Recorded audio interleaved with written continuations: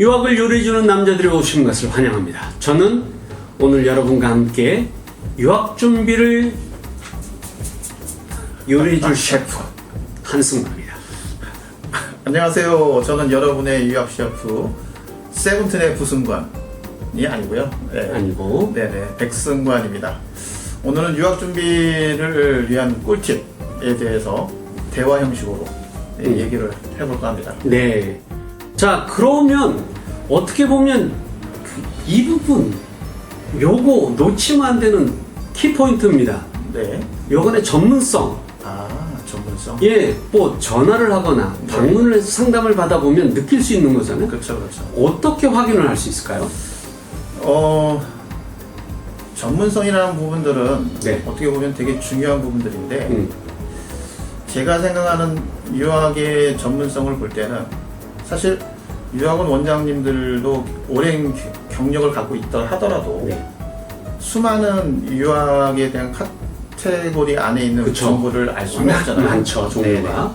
그래서 이제 예를 들어 이제 저 같은 경우에는 이제 허스피탈리티에 관련된 전공을 전문으로 네. 이제 요리 유학이나 호텔 유학이나 어학연수 아니면 이제 캠프에 대한 부분을 네. 전문적으로 하기 때문에 그런 전문성을 갖고 있는 유학원들을 찾아볼 수가 있습니다. 네. 그리고 이제 옆에 저희 한승호 원장님께서는 조기 유학으로 이제 교환 학생 프로그램을 전문적으로 20년 이상 하셨기 때문에 그런 전문성을 갖고 있는 유학원들이 여러 군데가 있어요. 네. 그래서 만약에 본인들이 교환학생 프로그램을 가고 싶다. 그럼 이제 저한테 문의를 하는 것보다는 옆에 계신 우리 한 원장님한테 문의하는 게 좋고요. 어차피 우리 부승관, 백승관 원장님한테 문의가 들어오면 제가 도와드릴 거니까 저한테 물어보시나 백 원장님한테 물어보나 뭐 비슷합니다. 이렇게 잘생긴 사람 좋아하시는 분들 계시잖아요. 먼저 이렇게 물어보시고 넘어와도 돼요. 이렇게 말씀하시는 부분에 대해서도 생각나는 부분들이 이제 상담이나 컨설팅에 대한 능력은 좀 부족하더라도 네. 일단 그 프로세싱 하는 부분이 그러니까 예를 들어서 학교에 컨택을 해서 신청서를 작성하거나 아니면은 학교로부터 제공받는 모든 그 정보를 제공받는다거나 그리고 이제 입학허가서를 받았으면 비자를 신청을 해야 되잖아요. 그런 비자에 대한 프로세싱들은 정말 오랫동안 유학 업무를 하셨던 원장님이라면 대부분 다 알고 있는 부분들이라서 네. 예, 이렇게 말씀하시는 것 같네요. 네. 어차피 둘 다 잘났다는 얘기 하는 겁니다. 네, 그렇게 이해하시면 되고요. 유학원의 형태가 다양하죠. 네.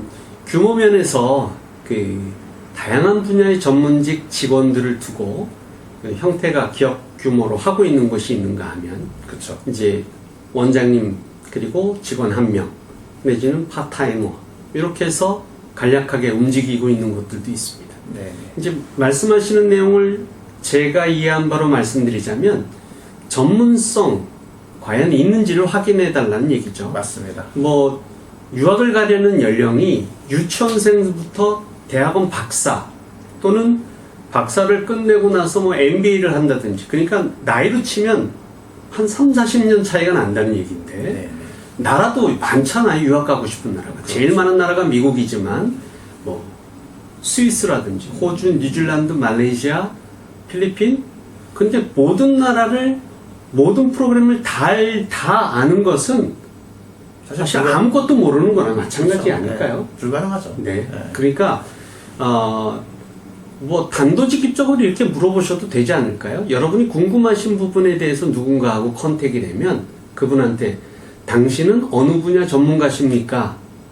뭐 이렇게 물어보든지 궁금하신 것에 대한 것을 명확하게 확인을 한 다음에 그 다음 프로세스로 진행하시라는 것을 권장하고 싶습니다.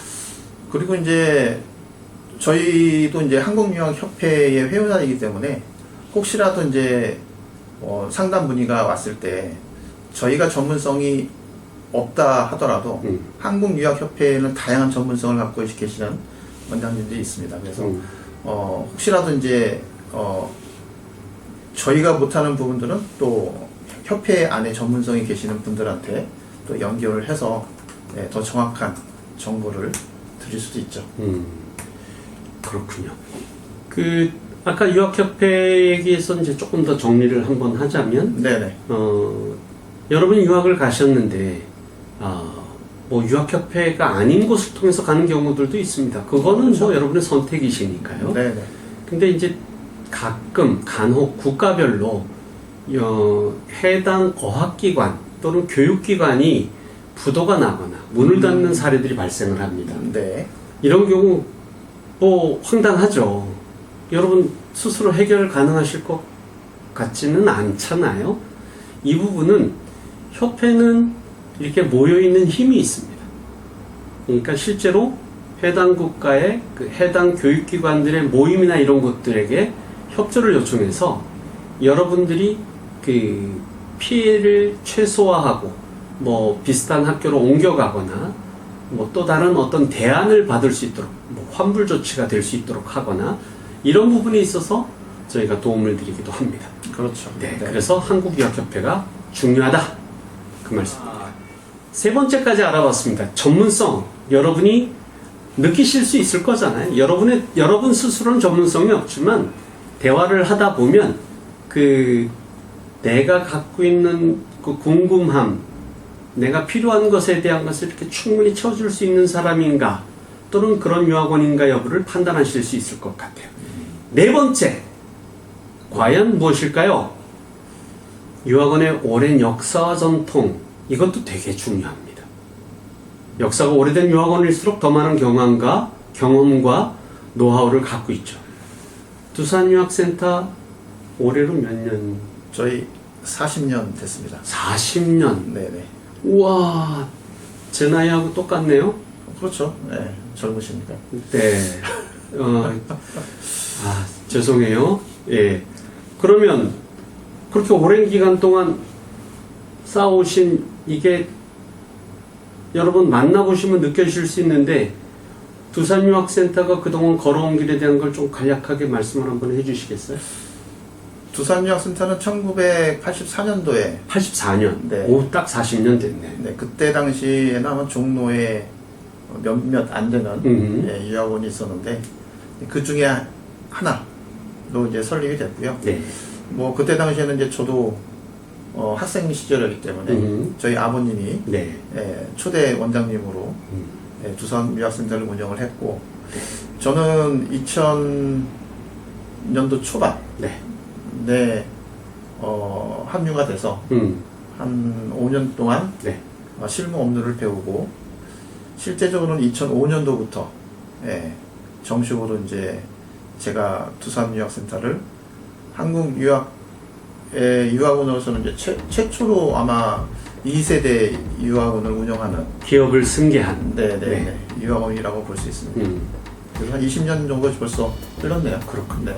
그러니까 2000년부터 일종의 인턴 사원으로 실무 경험을 쌓으시고 2005년부터는 바톤 타치하면서 가업을 승계하셔서 여기까지 이르셨다는 말씀이네요. 그렇죠. 네. 여러분 잘 아시는 분도 계시겠지만 유학원들은 미국 대사관을 중심으로 한 종로 일대에 터를 잡으면서 제일 먼저 유학원들이 시작이 됐습니다. 네. 뭐 그때는 텔렉스 뭐 이런 걸 가지고 해외와 커뮤니케이션 하던 곳이 커뮤니케이션을 했었죠. 그렇죠. 광화문에 뭐 미국 대사관뿐만 아니라 거기에 이제 일본 대사관도 있고 일본 대사관도 있었고 영국 문화원도 있었고 뉴질랜드와 호주 대사관도 다 광화문에 올려 있어서 심지어 아일랜드 대사관까지. 그러니까 자연스럽게 그쪽의 유학원들이 그렇죠. 터를 잡게 됐네요. 네. 비자를 신청하려면 어차피 또 광화문까지 갔어야 하기 때문에. 그렇죠. 종로에 생길 수밖에 없었죠. 지금은 피아노 거리인가? 네. 지금도 피아노 거리인가요? 거기가? 젊음의 거리로 이제 피아노 스트리트가 예전에 있었는데. 네. 지금은 없어진 걸로 제가 그렇군요. 알고 있습니다. 피아노 거리가 아니고 바이올린 거리가 됐을 수도 있습니다. 아무튼 40년의 역사 여러분 이거 하루아침에 쌓아지는 것 아닙니다. 명찰 잡고 떨어져요. 저는 떨어지지 않도록 꽉 붙여. 붙여놔야겠네. 붙들고 해야 되겠어요. 자, 여러분, 그렇게 40년을 한 자리에서 한 이름으로 공물을 봤다는 것은 여러분에게 큰 신뢰를 줄 수 있는 거다라고 생각합니다.